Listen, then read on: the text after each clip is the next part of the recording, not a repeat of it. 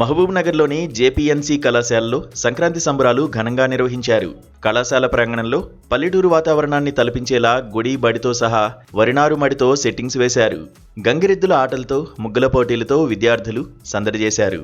విద్యార్థులు సంప్రదాయ దుస్తులు ధరించి ఎంతో ఉత్సాహంగా ముందస్తు సంక్రాంతి వేడుకల్లో పాల్గొన్నారు. నిత్యం పట్టణ వాతావరణంలో ఉండే విద్యార్థులకు పల్లెటూరి అనుభూతి కలిగించే విధంగా చేయాలన్న తలంపుతోనే ఈ కార్యక్రమాన్ని నిర్వహించామని కళాశాల చైర్మన్ రవికుమార్ తెలిపారు. సంబరాల విషయానికి వస్తే విద్యార్థులకు మన సంస్కృతి సంప్రదాయం ప్రతిబింబించే విధంగా వారికి సంక్రాంతి యొక్క సంబరాలను తెలియజేయాలనే ఉద్దేశంతో ఇక్కడ ఒక గ్రామీణ వాతావరణాన్ని ప్రత్యేకంగా నిన్న విద్యార్థులందరూ కలిసి నిర్మించడం జరిగింది. ఇది జయప్రకాష్ నగరంగా నామకరణం చేసిన ఒక చిన్న గ్రామంగా మేము ప్రతిష్ఠించాం. మొట్టమొదట ప్రతి ఊరికి ఒక గుడి ఉంటుంది కాబట్టి ఆ గుడిని ప్రతిబింబించాలనే ఉద్దేశంతో ఒక గుడిని నిర్మించి దాంట్లో కూడా జనవరిలో చాలాసార్లు ముక్కోటి ఏకాదశి వస్తుంది కాబట్టి ఉత్తర ద్వార దర్శనాన్ని కలిగిన విధంగా వెంకటేశ్వర స్వామి గుడిని నిర్మించడం జరిగింది. మరియు గుడి తర్వాత మనకు విద్యాబుద్ధులు నేర్పేది బడి. గ్రామీణ వాతావరణాల్లో అప్పట్లో 4 గోడల మధ్యలో బడులు లేవు, కేవలం చెట్ల కిందనే చదువుకున్నాం. మా విద్యార్థి దశ అంతా చెట్ల కింద.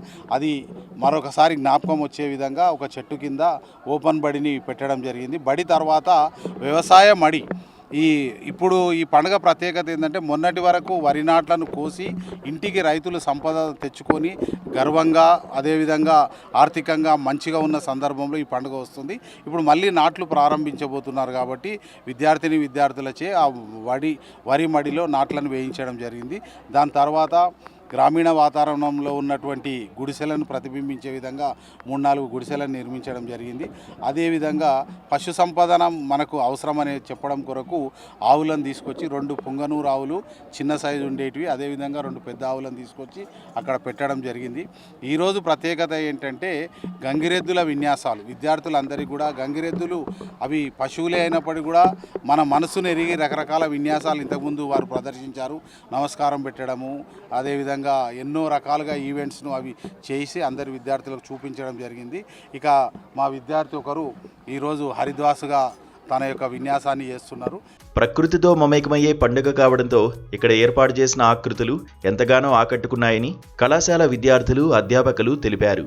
పండుగ విశిష్టతను తెలిపేలా వేడుకలు నిర్వహించడం పట్ల ఆనందం వ్యక్తం చేశారు. సంక్రాంతి ఈవెంట్ చేస్తున్నారు, చాలా మంచి చేస్తున్నారు.